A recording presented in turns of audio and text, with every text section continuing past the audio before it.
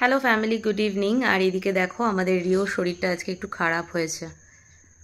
বেচারার জ্বর এসছে, ভালোই গাটা গরম আছে, তবে ঠান্ডা লেগে নয়, পেট গরম হয়ে বেশ কয়েকদিন ধরে উল্টো পাল্টা রিচ খাচ্ছে। আর সেই সঙ্গে সঙ্গে মাম্মার কথা শুনছে না। মাম্মার কথা না শুনলে যেটা হবে, শরীর তো খারাপ হবেই।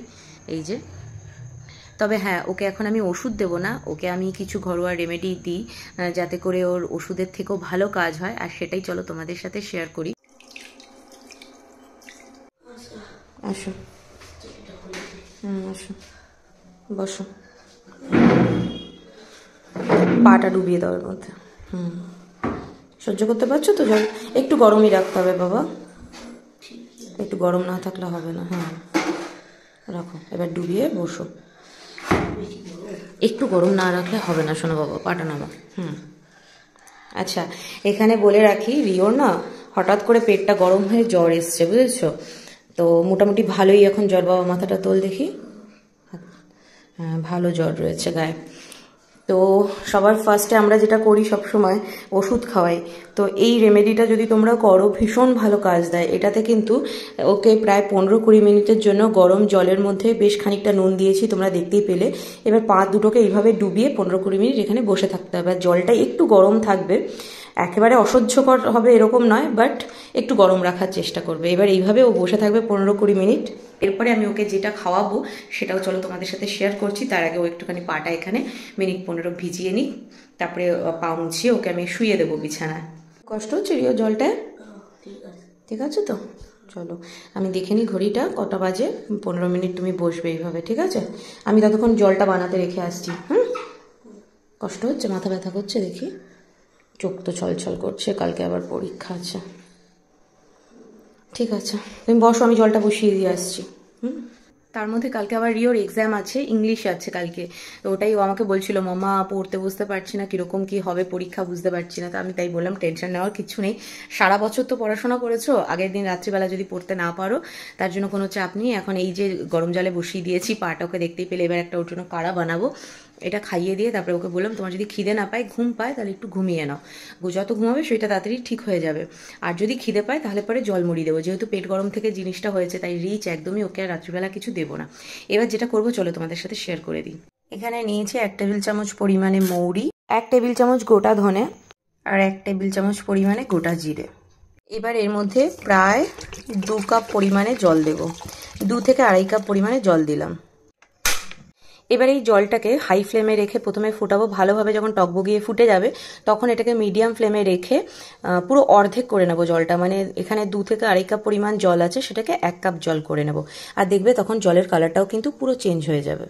আর এখানে তোমাদের বলে রাখি, এই প্রথম যেটা দেখালাম তোমাদের গরম জলে পা ডুবিয়ে রাখা, এইটা কিন্তু জ্বরটাকে নামানোর জন্য। আবারও বলছি, যাদের অল্প মানে হঠাৎ হঠাৎ করে একটু জ্বর চলে আসলো, বা পেট গরম হয়ে বাচ্চাদের জ্বর চলে আসলো, বাচ্চা কেন, বড়দেরও অনেক সময় আমাদের পেট গরম হয়ে জ্বর আসে, বা একটু ঠান্ডা লেগে জ্বর আসে, এইরকম যে সমস্যাগুলো হয় যখন, বা গা ম্যাচ ম্যাচ করে, অনেক সময় জ্বর আসে না বা জ্বরের মতো সিমটমটা দেখা যায়, সেই ক্ষেত্রে কিন্তু গরম জলে এরকম পা ডুবিয়ে রেখে দিলে পরে ভীষণ ভালো ফল পাবে। মিনিট 15 ডুবিয়ে রাখতে হবে একটু নুন দিয়ে।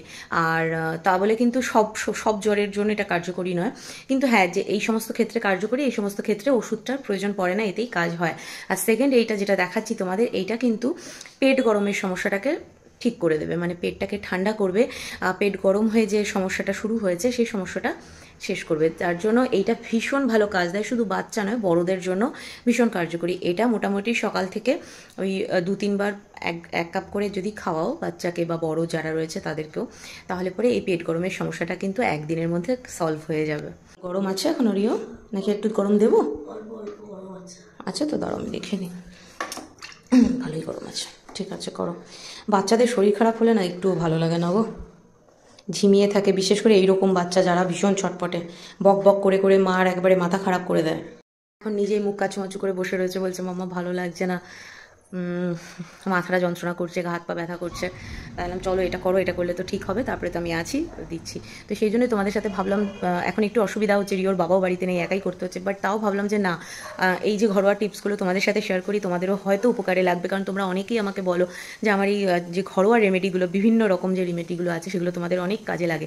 তো সেই হিসেবেই মাথায় এলো যে না, এটাও তোমাদের সাথে শেয়ার করি। আমি যেটাতে হেল্প পাই বা উপকার হয় আমার, সেটা তোমাদের সাথেও শেয়ার করি। তাও জল ফুটে গেছে। এই দেখো জল ফুটতে শুরু করে দিয়েছে। এবার এর আঁচটাকে একটু সিম করে দিচ্ছি, হালকা সিম করব, খুব বেশি না। এই যে এরকম হালকাভাবে এটা এখন ফুটবে, ফুটে জলটা একদম কমে হাফ হয়ে যাবে। এদিকে দেখো জলটা প্রায় 12-15 মিনিট ধরে মিডিয়াম ফ্লেমে ফুটে অর্ধেক হয়ে গেছে। এবার এর মধ্যে যেটা মেশাবো সেটা হলো, আমি এখানে ডিপ ফ্রিজের তালমিছরি রেখে দিই, দুলালের তালমিছরি। ডিপ ফ্রিজে রাখার কারণ হলো বাইরে রাখলে না খুব পিঁপড়ে ধরে যায়। এই যে দুলালের তালমিছরি, এটাও পুরো ওই 1 চামচ মতো নিয়ে নিলাম, এর মধ্যে দিয়ে দিলাম। এবার গরম জলের মধ্যে এটা জাস্ট 2 মিনিট একটু নাড়াচাড়া করে নিলেই ডালাগুলো একদম গলে জলের সাথে মিশে যাবে।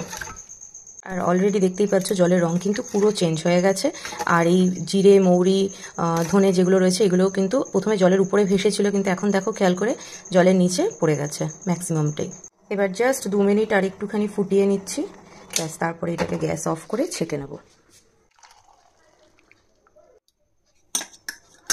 এই যে দেখো কারা রেডি, কিন্তু এটা এখনই দেবো না, এটা যখন একটু ঠান্ডা হবে, মানে আমরা চাটা যেরকম খাই হালকা গরম, সেরকম অবস্থায় যখন হবে তখন কিন্তু এটা আমি ওকে দেবো। 15 মিনিট হয়ে গেছে, চলো এবার ঘরে চলো, পাটা মুছে দিই, তারপরে তুমি গিয়ে শুয়ে পড়বে। চলো ওঠো, হাত ধরো, আস্তে আস্তে ওঠো, পড়ে যেও না। তো এই দেখো ছেলেকে এনে শুয়ে দিয়েছি। একটু আগের থেকে ফিলিং বেটার রিও? একটু ভালো লাগছে? আচ্ছা তোমার নাক কি বন্ধ হয়ে গেছে? দেবো ড্রপ দেবো? ঠিক আছে, শ্বাস নিতে পারছো তো? নাক আটকে গেলে আমাকে বলবে, ঠিক আছে? তা আপাতত ওর যেটা হচ্ছে সেটা হচ্ছে ওর পাটা একটু ব্যথা করছে, আমি একটুখানি পাটা টিপে দিই, তারপরে কাঁটাটা ঠান্ডা হবে যখন একটু, তখন তোমাকে দেবো, খেয়ে নেবে, ঠিক আছে? চলো এটা মোটামুটি ঠান্ডা হয়ে গেছে, চায়ের মতো এখন উষ্ণ গরম। রিও এটা না পুরো ঠান্ডা হওয়ার আগে গরম লাগছে, দাঁড়াও দেখি তো জ্বরটা কমলো কিনা, দেখি। হ্যাঁ তো অনেকটা ঠান্ডা হয়েছে, ঠিক আছে। তোমার গরম লাগলে সরিয়ে নাও, আর নাও। এটা কিন্তু একদম ঠান্ডা করে খাবে না, হ্যাঁ, তাড়াতাড়ি একটু গরম থাকতে থাকতে চা, যেরকম দুধ খাও ওরকম একটু চুমুক দিয়ে দিয়ে খেয়ে নেবে এটা তাড়াতাড়ি।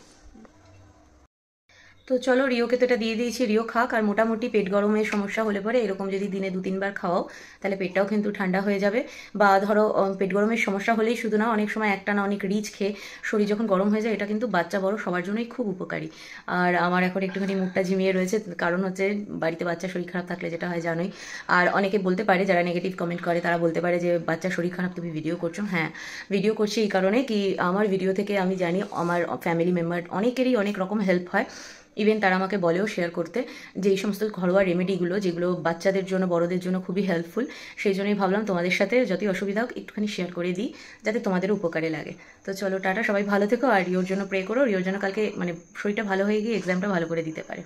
ও আরেকটা কথা তোমাদের বলতে ভুলে গেছি, সেটা হচ্ছে এই কাড়াটা খাওয়ার পরে কিন্তু মোটামুটি আধ ঘন্টা হয়ে গেছে।